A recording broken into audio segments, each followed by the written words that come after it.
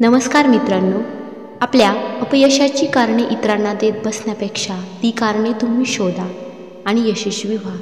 आजच्या व्हिडिओमध्ये आपण हेच पाहणार आहोत. ही काही कारणे आहेत जी यशाच्या मार्गात काटा बनून राहतात. चला तर मग पाहूया. कारणे द्या या प्रश्नाचे शालेय वयात उत्तर दिले की गपकन 5 ते 6 गुणांची कमाई होत असे. तेव्हापासून कठीण प्रश्न सोडून देत सोप्या प्रश्नासाठी कारणे देत राहण्याची मनुष्याला नकळत सवयच लागली. प्रसिद्ध उद्योजक रतन टाटा आपल्या एका भाषणात म्हणाले होते, लोखंडाला कोणीही तोडू शकत नाही, मात्र त्याला गंज लागला तर तो निकामी होतो. म्हणून अपयश आले तर वाईट वाटून हार पत्करण्यापेक्षा अपयशाची कारणे शोधा, त्यावर मात करा आणि भविष्याकडे वाटचाल करा. आपल्या सभोवती असे अनेक लोक असतात ज्यांना स्वतःच्या प्रश्नाची उत्तरे माहीत असतात, परंतु ती त्यांना शोधायची नसतात. ते आळस करतात आणि नशिबाला दोष देत राहतात. दुसऱ्याचे सगळे कसे चांगले, आपले कसे वाईट हा विचार करण्यात आयुष्याचा बराच वेळ ते वाया घालवतात. लोकांमुळे आपली प्रगती कशी अडली, आपले नुकसान कसे झाले, आपण अपयशी कसे झालो याबाबत लोकांना दोष देत राहतात. अशा लोकांना दुसऱ्याच्या डोळ्यातले उसळ दिसते, पण स्वतःच्या डोळ्यातले मुसळ दिसत नाही. याउलट मेहनती लोक अपयशाची कारणे न देता अपयशाची कारणे शोधतात, त्यावर काम करतात आणि यशाचा मार्ग मोकळा करतात. अशा लोकांची राष्ट्रविकासासाठी गरज असते. तुकाराम महाराज म्हणतात, ज्याला कर्तव्य करायचेच नसते तो काहीही कारणे पुढे करून कर्तव्य करायचे टाळतो. या टाळाटाळीची कारणे देणारे एक उदाहरण महाराजांनी स्पष्ट केले आहे. एक रडतराव युद्धाचा प्रसंग आल्यावर काय म्हणतो पहा. त्याला लढण्यासाठी ढाल तलवार दिली, घोड्यावर बसवले, डोक्याला टोप, अंगात चिलकत वगैरे संरक्षणात्मक पोशाख दिला.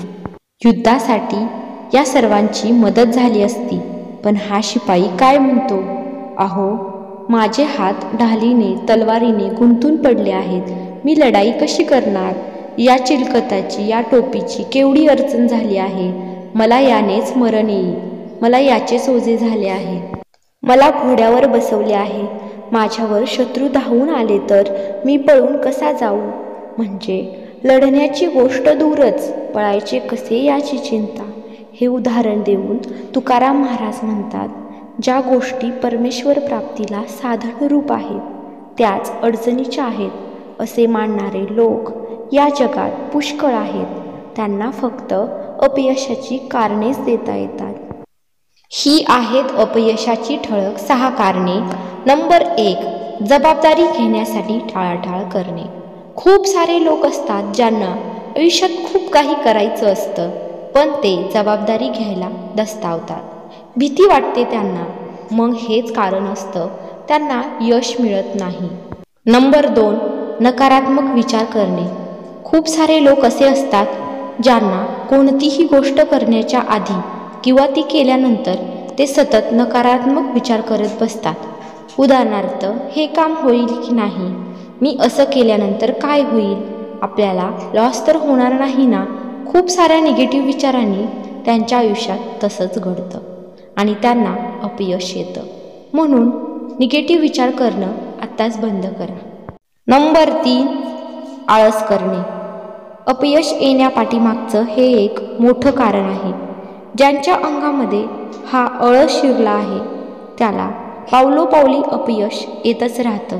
म्हणून आत्ताच आळस झटका. कोणत्याही कामाला उत्सुकतेने आनंदाने सुरुवात करा. नंबर 4, प्रयत्न न करताच हार मानणं. काही लोकांना सवय असते एखादी गोष्ट प्रयत्न न करताच रडत बसण्याची. मी ते कसं करू, मला होईल की नाही. प्रयत्न बाजूलाच ठेवतात, पण त्या गोष्टीमध्ये कमतरता शोधतात. अशाने अपयश येणार नाही तर काय. तुम्ही कधी यशस्वी नाही होऊ शकत जर प्रयत्नच नाही केला तर. नंबर 5, संयम न ठेवणे. आयुष्यामध्ये काही गोष्टी घडण्यासाठी, मिळवण्यासाठी संयम गरजेचा असतो. संयमाचे फळ हे नेहमी चांगले असते. पण जी लोक खूप उतावळी असतात त्यांना कोणतीही गोष्ट लगेच हवी असते.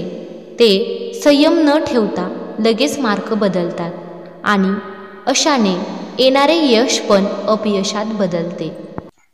नंबर 6, काम न करता यशाची अपेक्षा करणं. काही लोक हे शेख चिल्लीसारखे असतात. शेख चिल्लीची गोष्ट तुम्हाला माहीतच असेल.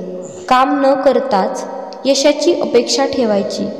मला हे हवंय, मला ते हवंय, पण करायचं काहीच नाही. फक्त बड्या बड्या बाता मारायच्या. ही गोष्ट कुठेतरी अपयशाला कारणीभूत ठरू शकते. गीतेमध्येही सांगितले आहे, कर्म करणे हे आपले कर्तव्य आहे, पण फळ द्यायला तो वरती बसला आहे. म्हणून कर्म करत राहा, नक्कीच फळ मिळेल. मित्रांनो, व्हिडिओ आवडला असेल तर लाईक करा, कमेंट करा, शेअर करा. तसेच चॅनलवर नवीन असाल तर आपल्या चॅनलला सबस्क्राईब करायला पण विसरू नका. धन्यवाद.